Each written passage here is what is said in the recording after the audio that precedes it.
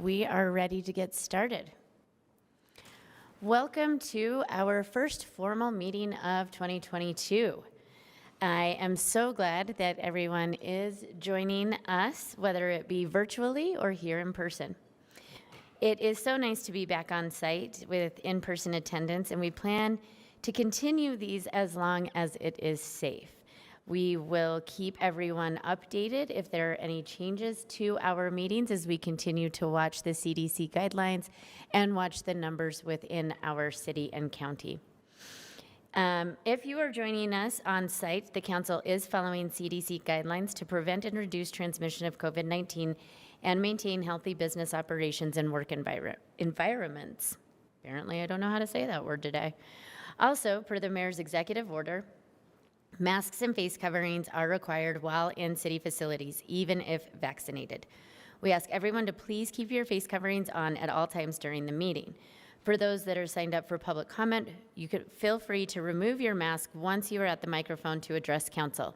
We do ask that you remove your mask just so that we can hear you and so that the recording is clear. Our staff members are also helping with seating and spacing so that we can maintain social distancing. Again, thank you for joining us. To get started, we will start with the Pledge of Allegiance. So,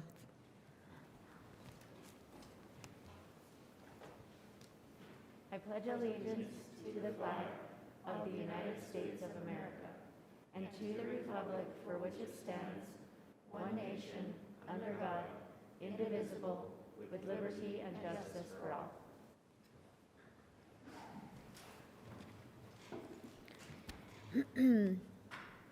I am going to go over our public meeting rules at this time. If you are joining us for public comment opportunities we have later on in the agenda, we are accepting your comments in person and also through WebEx. And for those whose only option is to call in, staff will be monitoring a separate telephone line. Before we begin, I want to mention and review our rules of decorum. These are guidelines that the City Council has always had in place to help our meeting progress in an orderly, civil, and efficient way. These rules of decorum help us move through the agenda and give everyone the opportunity to voice their opinions without feeling intimidated. It is incredibly important to me and to this council that we create a space where people can express their views and not feel intimidated. We do respect the thoughts and views of everyone and encourage all of you to give that same respect. While you are giving your comments, avoid yelling, profanity, or making racial slurs, obscene, or defamatory remarks. If you use profanity during your comment, your line will be muted or you will be asked to stop. And if any comments reach a level of disrespect, you will forfeit your opportunity to address the council tonight. If you feel you need to use profanity to express your point, you're welcome to email us, council members, or call our comment line. In addition, our staff will request for your name during the WebEx registration process or on a comment card for in-person attendees. To limit disruption, your name cannot include a message or violate our rules of decorum. If your name doesn't meet this requirement, then our staff will make contact with you to gather that information. For those joining in WebEx, please monitor your chat in case we try to reach out to you. Amanda Lau from our staff is helping to moderate the WebEx portion of our meeting and will be messaging with attendees to coordinate on any questions with your registration. Staff is handling a number of tasks, so please limit messages to technical issues and minimal changes to your registration. For in-person attendees, please raise your hand and a staff person will respond to help. If you would like to send a comment outside of this, please feel free to. You can mail us at P.O. Box 145476, Salt Lake City, Utah 84114. Email us at council.comments@slcgov.com or call us at 801-535-7654. That will bring us to agenda item A4. The council will look to approve the work session meeting minutes of Tuesday, January 5th, 2021, Tuesday, January 19th, 2021, Tuesday, December 7th, 2021, and Tuesday, December 14th, 2021, as well as the formal meeting minutes of Tuesday, April 6th, 2021, Tuesday, April 13th, 2021, Tuesday, September 14th, 2021, Tuesday, December 7th, 2021, and Tuesday, December 14th, 2021. I will look for a motion. I move to approve those minutes. Second. I have a motion by Councilmember Wharton and a second by Councilmember Mono. All those in favor? Aye. Aye. Any opposed? That passes, and I do not see Councilmember Valdemoros here with us right now, so that passes unanimously with her absent. Is she there? I see her tile, so it might just be that she, I think she was coming in and back. out. She had a phone call, so.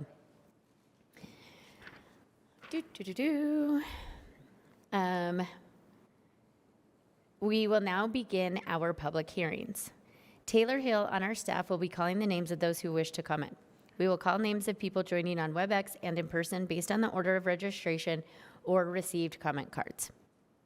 When it is your turn to speak, Taylor will announce your name. For people in WebEx, she will unmute your line and you may begin. For people in person, please step up to the podium.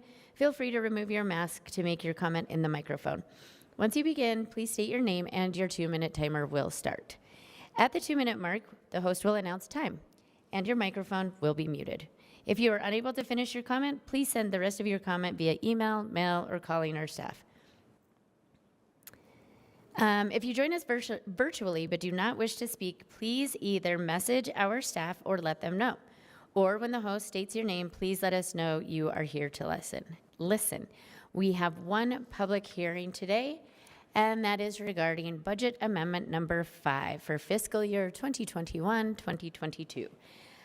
Before taking any comments, I will turn it over to Ben Ludke for a brief introduction.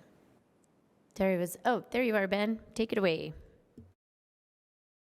There are 5 items proposed in Budget Amendment number 5.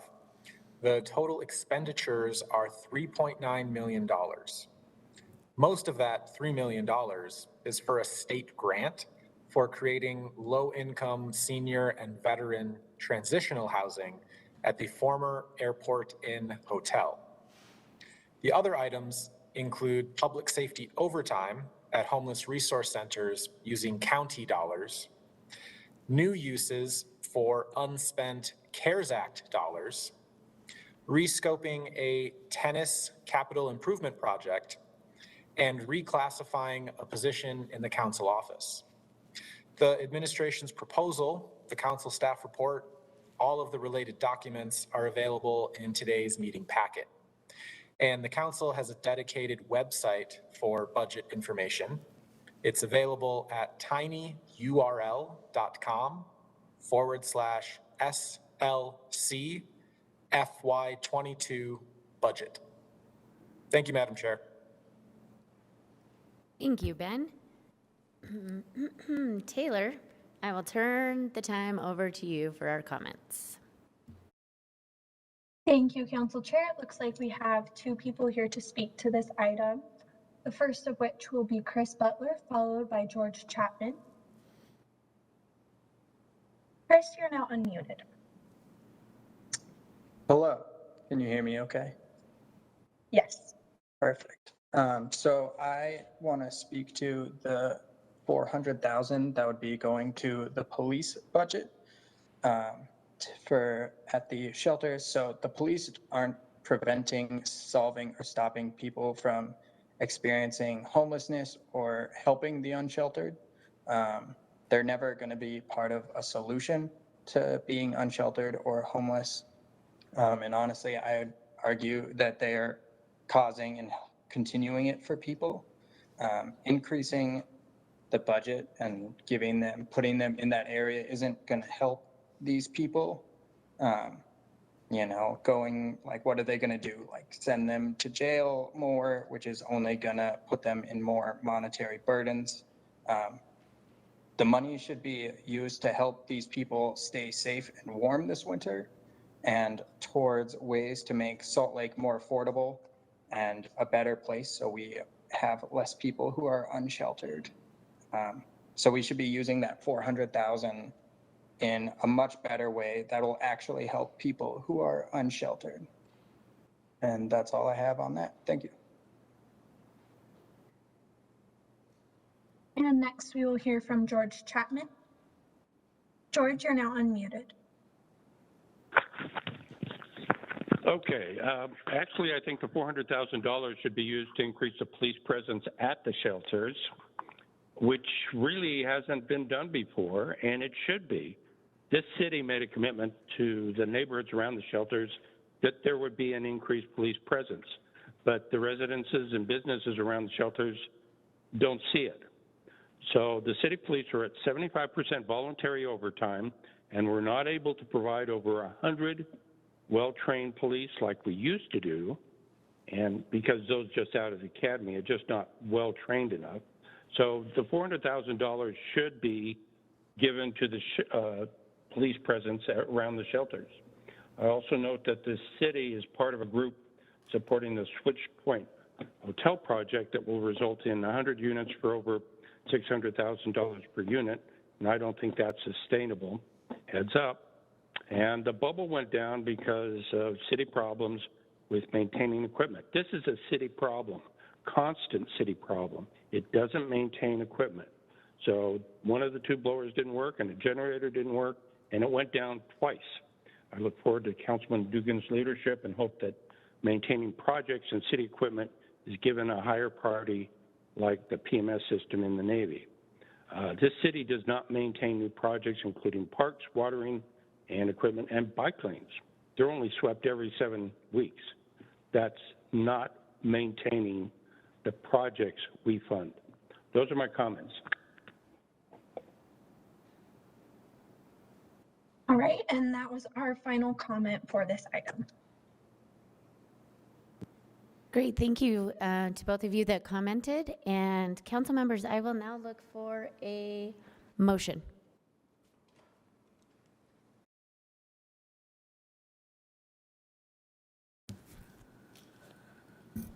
Madam Chair, I move that the council close the public hearing and adopt an ordinance amending the FY 2021-2022 final budget of Salt Lake City, including the employment staffing document, only for items shown on the motion sheet.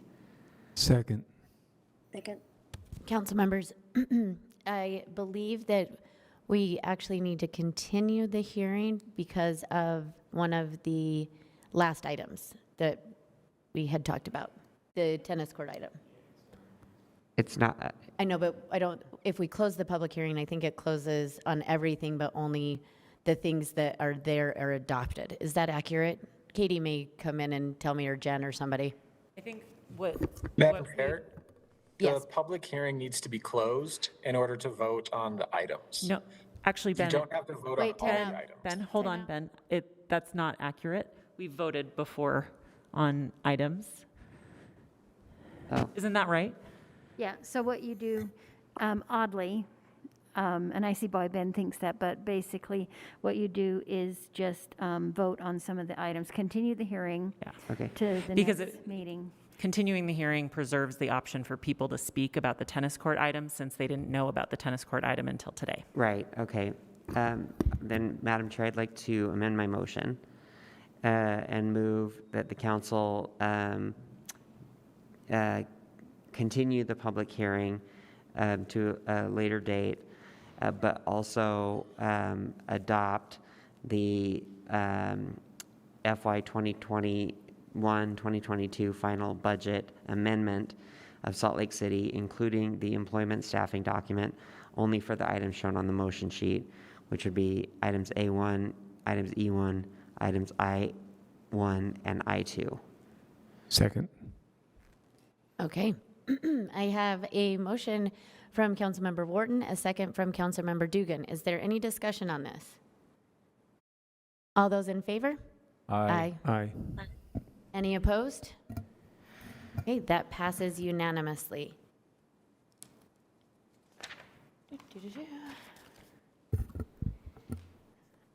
We have no potential action items, and we are on to section D of our agenda, which is comments to the mayor from the city council. Thank you, Mayor, for joining us. Are there any questions for Madam Mayor? One of these days, I'm going to come up with something, Madam Mayor. Okay. We are now on the general comment portion of our agenda for comments about general topics and items that were not scheduled for a hearing tonight. I went over all of the council rules of decorum earlier, and those rules still apply right now, today, 5 minutes later, 23 minutes later. We are accepting your comments in person and through WebEx. We are doing the process the exact same way we just did the process for the public hearing we had. Amanda Lau is looking at monitoring and helping people with WebEx. Taylor Hill will be calling the names of commenters. And I think with that, we can get started, Taylor. So it looks like we have 4 people here to speak for general comment. The first of which will be Jay Ingleby, followed by Daniel Schelling, and then Catherine Van Sleen. And Jay is there in person.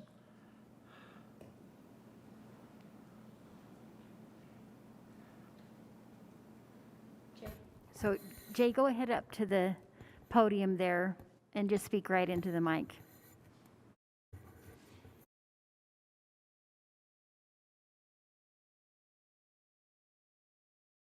I'm afraid I'm in the wrong meeting.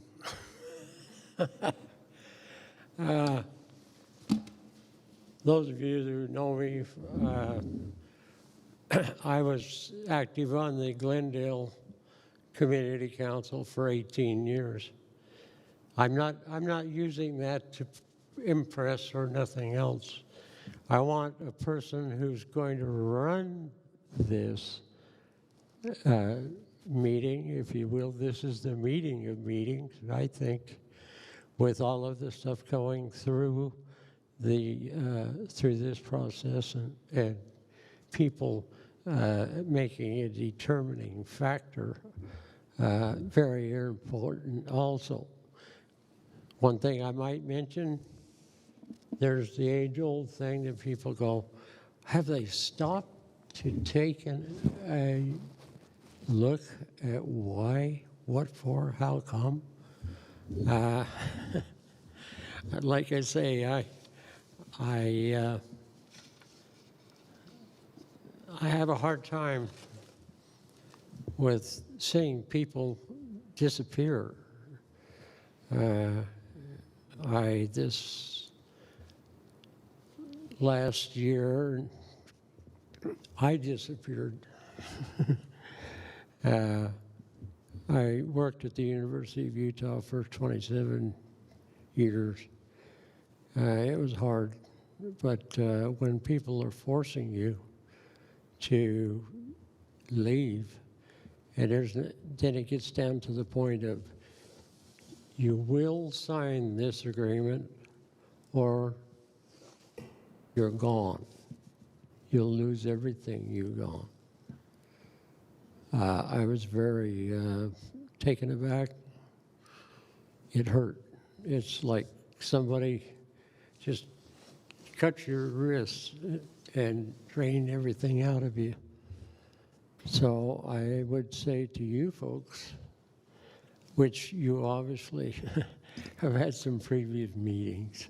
Time. Okay. You want him to Sorry. finish his thought? I took too much time. Thank you, Jay. And you're happy. Are you finished?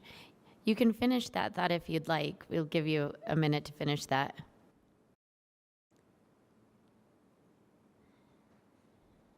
Jay, do you want to finish that last thought that you were going to tell the council? Myself? Do you want to? Did you have one more quick thing to say? Yeah, well, no. Okay. Thank you, Jay. But please be aware of what you're doing and make sure the deciding factor that comes before where Amy is, I guess. I don't know, maybe when that happens, that's the person you have to work with next. Thank you, Jay. And by that means back to the floor. So,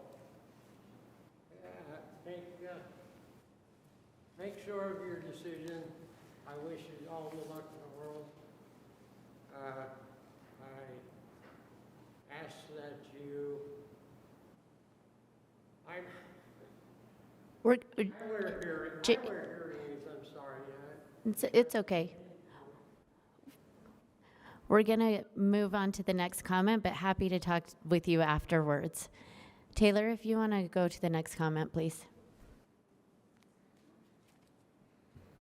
All right, and next we will hear from Daniel Schilling, followed by Catherine Van Sleen, and then George Chapman. Daniel, you're now unmuted. Good evening. My name is Daniel Schelling. I'm a 28-year resident of Salt Lake City. I want to start by wishing everyone on the council a happy new year, and I'd like to welcome the new members on the council. On December 10th of last year, a group from Save Our Foothills met with several employees of the city, including the Public Lands Department. And at that meeting, Save Our Foothills asked the city employees to let us know what their vision for the Salt Lake City foothills was over and above the construction of trails as part of a trails plan. To our surprise, no one in the department was able to or even attempted to articulate a vision for the foothills, despite the foothills falling under the purview of the Trails and Natural Lands Division. Instead, we were referred to an, quote, open space plan prepared by the city in 1992. Keep in mind that the open space plan referred to was prepared 30 years ago, almost 10 years before the construction of the Bonneville Shoreline Trail and before downhill mountain biking was recognized as a sport. In other words, the Foothills Trail System Plan has been prepared without any overarching vision of the foothills. What is perhaps more concerning is that the Foothills Trails Plan includes many aspects that directly contradict the values and policy recommendations espoused by the 1992 Open Space Plan. For example, under policy recommendation, the 1992 Open Space Plan states, quote, establish the shoreline trail as the edge of the built area and restrict development beyond this edge. Preserve prominent peaks, knolls, ridgelines, and drainage channels in a natural state, unquote. And yet the city is planning to build new trails up every single peak in the city and along numerous ridgelines and drainage channels as well. So I would like to ask the city council to encourage the administration to prepare an updated open space plan and to develop a comprehensive vision for the foothills as soon as possible, and before moving forward with the planned construction of an additional 65 miles of trails across Salt Lake City's scenic and fragile foothills. Thank you. All right, and now we will hear from Catherine Van Sleen and then George Chapman. Catherine, you're now unmuted. Hi, I just wanted to tell you, because I wasn't able to speak last month because I was kicked out of the building and then locked out of the building, so I was not permitted to speak at the city council meeting. I know you called my name. I just think that you guys are literal supervillains. I think that you should be ashamed to go out in public, and I don't think people tell you that enough. I can't believe that you rammed through those micro units despite all the objections that they saw, and now you're trying to give another $400,000 to cops. After everything, like honestly, shame on you. Shame on all of you. Chris Wharton, you're my rep, and I am disappointed and disgusted. You give queer people a bad name. We don't claim you. And yeah, that's it. See ya.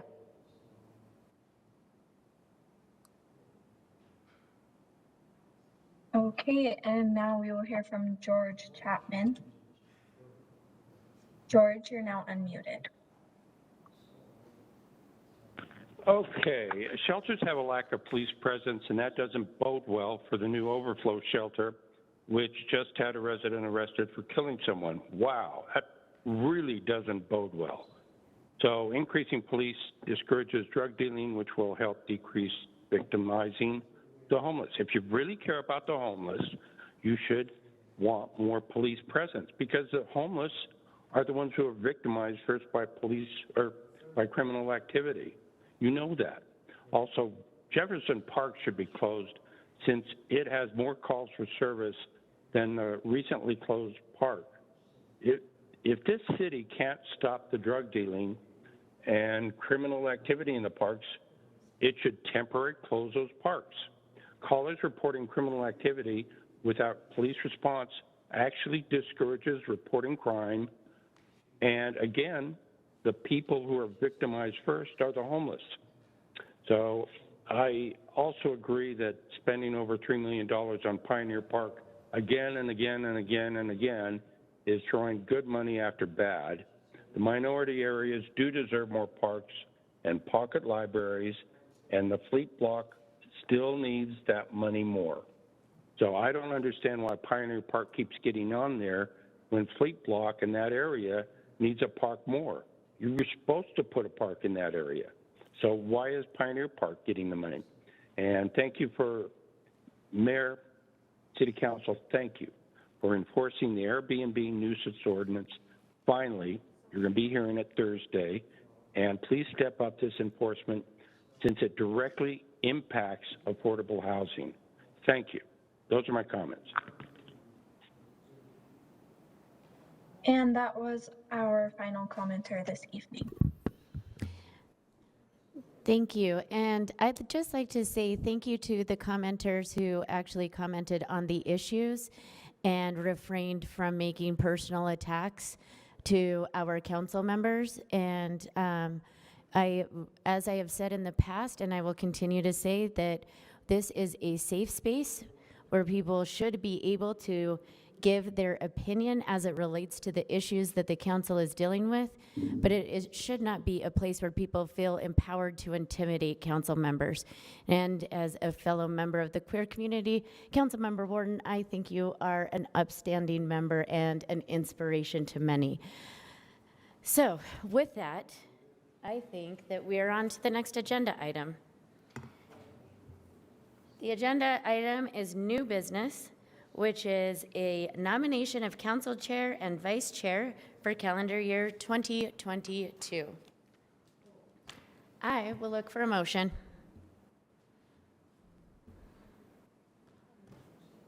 Do we do this in one motion or two separate motions?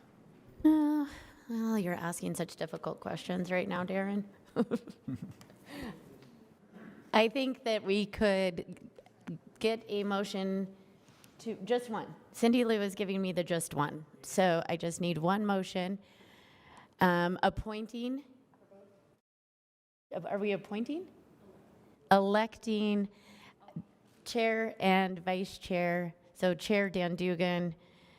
I can't make the motions. I'm just giving the words for it.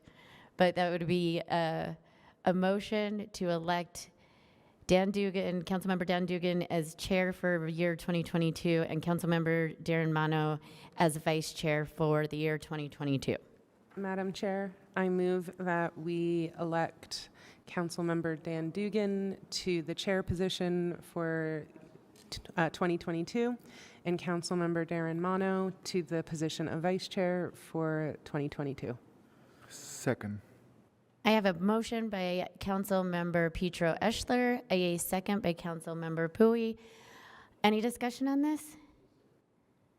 I will just quickly say congratulations to both of you. I look forward to a year of not being in leadership and passing the baton on to you. So with that, all those in favor? Aye. Aye. Any opposed? Dan, it is now your turn. I can continue with the meeting, or you can take over if you would like. Please continue. Sure. Well, lucky for you, all that is next is our consent agenda. So I will look for a motion. Move for approval. Second. I have a motion by Councilmember Wharton, a second by Councilmember Dugan. Any discussion on this? All those in favor? Aye. Aye. Aye. Any opposed? That passes unanimously. I will say one more thing before I adjourn. It has been a pleasure being the chairperson over this last year. I appreciate working with each and every one of you. And although we've been through a lot of changes in 2022 with all of the different council members that have come in and out, it has really been a pleasure, and I have really enjoyed it myself and appreciated working with each and every one of you. And I love all of our staff and can't tell you how much I appreciate the safe space we get in chair vice chair meetings with executive staff, where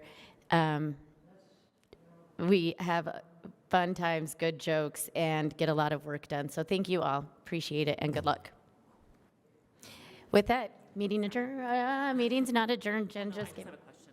We just got a registration for budget amendment number 5 hearing because you guys continued it. They're welcome to come to the 18th meeting. I just wanted to make that clarification. Okay, so it appears that we got somebody registered right now to make a comment, Jen? Yes. Okay, so somebody registered to make a comment on the budget number 5 amendment. We have gone past that and are ready to adjourn at this time. However, the public hearing will be open on January 18th, and whoever registered for today, we're happy to hear that comment on January 18th. Or happy to write in, email, call our hotline, all of those other ways to communicate with us. But as for today's hearing, we've moved past that, and that public hearing will be open again January 18th, just so everyone's aware. And with that, unless Jen runs up here again, we are adjourned. Thanks, everyone.